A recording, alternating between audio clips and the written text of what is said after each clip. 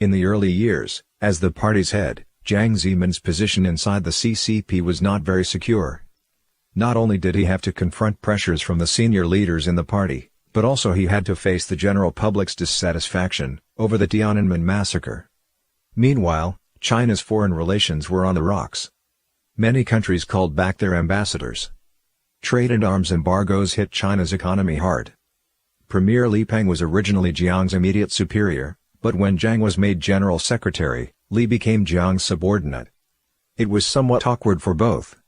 At Politburo meetings, Jiang always sat next to Li, and they hosted the meetings together. Jiang often made decisions based on Li's facial expressions, so, outsiders called it the Jiang-Li system. To solidify his position inside the party, Jiang thought he needed to get on Li's good side. Since Li used to serve as Minister of Water Resources, Jiang, on his first national tour, visited the Three Gorges project, something Li had enthusiastically promoted. Next, Jiang actively lobbied for the project, and forced the National People's Congress to approve its preliminary plans. Jiang ignored the potential problems that the Three Gorges project might cause, to navigation, generation of electricity, relocation of residents, the ecosystem, the environment, and war preparedness. Jiang left the decision-making of this massive project to people like actors, actresses, model workers, and token minority representatives. The sole purpose was to please Li Peng. Jiang Zemin had always taken China's WTO accession as his achievement. In April 1999, after NATO air raids had begun, Jiang Zemin urged Zhu Rongji to leave as scheduled for the WTO negotiations in the U.S. If the negotiation was to succeed, Jiang as the General Secretary would naturally get the credit, and it would be written into history as his achievements. Were the negotiation to fail, it would stand to deflate Zhu Rongji's arrogance, a prospect Jiang welcomed, as Zhu's substantial contributions at the time jeopardized Jiang's standing.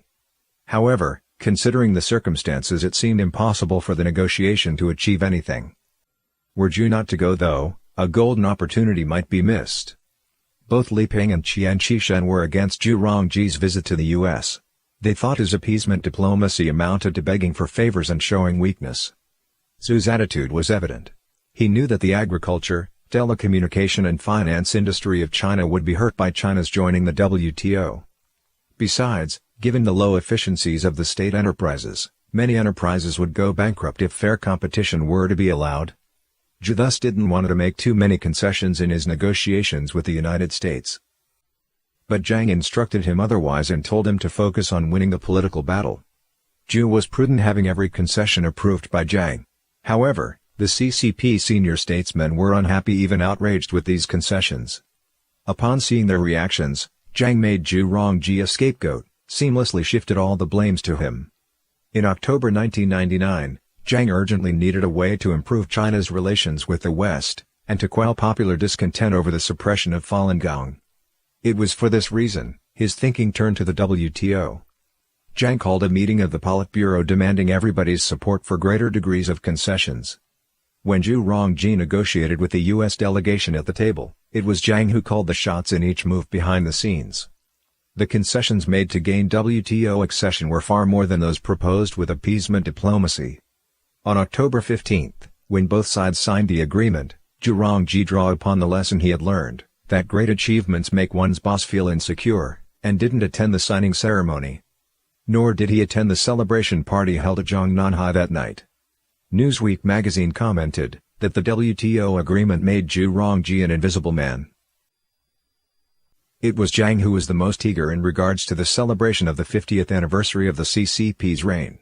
He wanted to have a huge portrait of himself, placed next to that of Mao Zedong and Deng Xiaoping, on the anniversary day.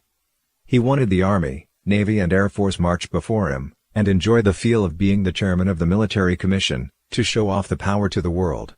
When Zhu Rongji learned that the total cost of the celebration would be 180 billion yuan, that's $22 billion, and that this included the plans for elaborating ceremonial tributes, giving raises to public servants and retired staff, and creating new infrastructures for the celebration, he was furious and bit his lips, not uttering a word. Jiang, by contrast, said, "I think the celebration needs to have a look of great power. When it comes to activities celebrating the 50th anniversary, we need to think about its political impact, rather than be limited by finances. The money that Jiang lavishly spent on the extravaganza could have paid for the educations of 200 million students, or the daily needs of 30 million unemployed for a year. When Jiang Zemin imitated Deng Xiaoping shouting, "Hello, comrades," he was not as confident as Deng, for Jiang knew that when Deng did the same, his reform brought people a couple of years of a better life. This time around, when Jiang had his celebration, some 100 million citizens, the Falun Gong practitioners, had just been made enemies, with their friends and family included. It's a huge part of the population,